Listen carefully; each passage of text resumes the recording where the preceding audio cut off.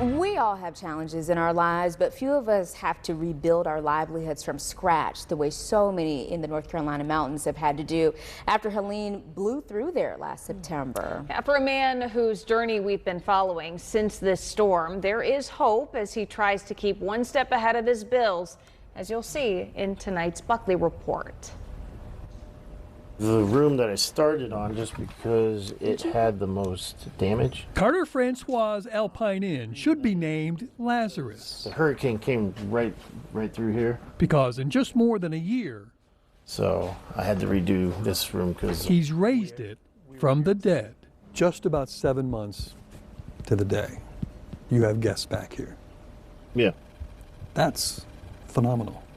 It's been a long journey. I didn't think we'd make it this fast. Originally, I didn't think we'd make it at all. In the days after Hurricane Helene in late September, Carter's Inn looked more like a demolition site than a hotel. Now, he has half of its dozen rooms rebuilt and hosting their first guests, hoping that will create enough cash flow to rebuild the rest of the inn. I don't know what those 6 rooms can do. I have an idea of what it will do. But for sure, it just depends on what it's going to cost to put the other 6 rooms back. Guest Corey Sinclair and his wife Joanne Panvanet came from across the country where news of Helene wasn't as in-depth. You know, we heard about it, but we didn't really understand the devastation and the scope of how bad it was. So they booked their trip and found a little paradise here in Appalachia. Just the beauty, and it's just the silence, and it's just really wonderful place. When we walked into the room, it was amazing.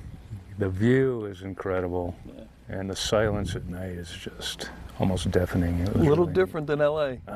Completely. So what a place to disconnect. Completely. It's amazing. Disconnect from West Coast hustle and bustle and connect with the likes of Carter. You know, the people out here are so much different than the people in, the Los Angeles area. Different in a good way. Because living in LA, they too have seen the destruction nature can inflict with the wildfires that destroyed much of their hometown and shut down Joanne's business for now, which gave them an empathy for what an innkeeper across the country might be going through.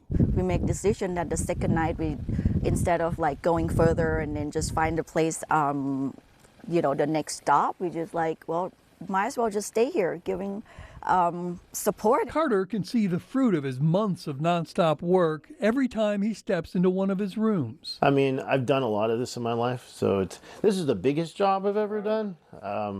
The real satisfaction, though, is when you look at the bank account and it's not as drawn down as it could have been. This is the first week that we've sent some money to the bank account rather than out of the bank account.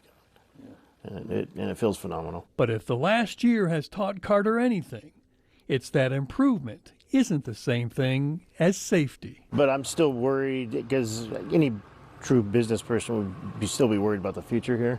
I know I'm not out of the woods yet, and there's not enough money coming in yet to say, okay, all my worries are done. But you can see a path now. I can. Now that he has the inn back up and running, Carter is dreaming up some big ideas for the future. See what those are in the next report in this series.